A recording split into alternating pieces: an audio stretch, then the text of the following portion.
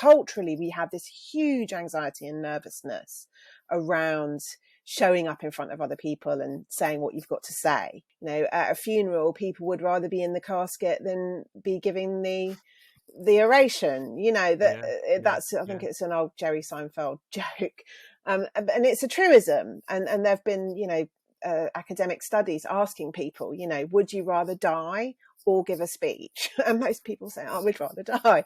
And this is a real negativity around this that is cultural. And a remarkable number of people on the podcast have said that when they were actually in a very public facing role, I mean, this includes Isabel Allende, the novelist, Elizabeth Strout, the novelist, Martha Beck, who's Oprah Winfrey's life coach, that they have taken beta blockers to overcome nerves and anxiety, whilst they were on tour, you know, in front of thousands of people. So that is one way of breaking that myth that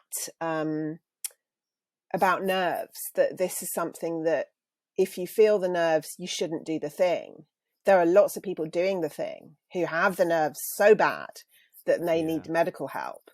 The people who are good at it and who enjoy it, they have bad days. They've maybe had a few experiences that are just really, really horrible and awful, but they've learnt to laugh at themselves, or they've learnt that that was just a bad day, or they've learnt that, oh yeah, they did actually under prepare for that, or sometimes even over prepare for that.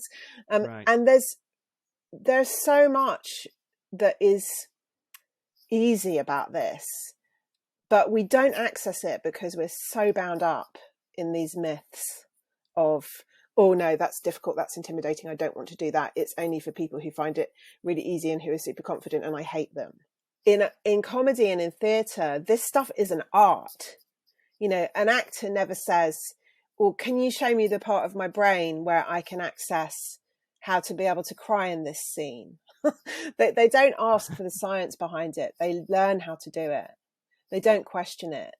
And when you've been on stage a lot, particularly doing things like comedy that are very exposing, especially when you're on your own on stage, you learn that there is a magic to this, a chemistry that is indefinable, that you can't often call, that you cannot measure on a chart, you cannot measure it scientifically or academically.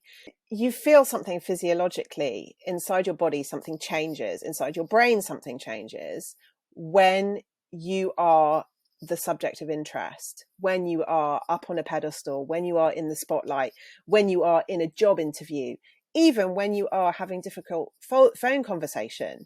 It's part of fight or flight. When there's any situation where you feel that you're being scrutinized, judged, watched, when all the attention is on you and it's your turn to deliver, your body does go into fight or flight, and you're going to produce adrenaline, you're going to produce cortisol, the stress hormone. Those things can be scientifically measured, and they do happen to us. You know, it comes from a tribal impulse that we all have, you know, from thousands and thousands of years of evolution, not to be separated from the tribe. You know, we don't like to be out on our own and out on a limb.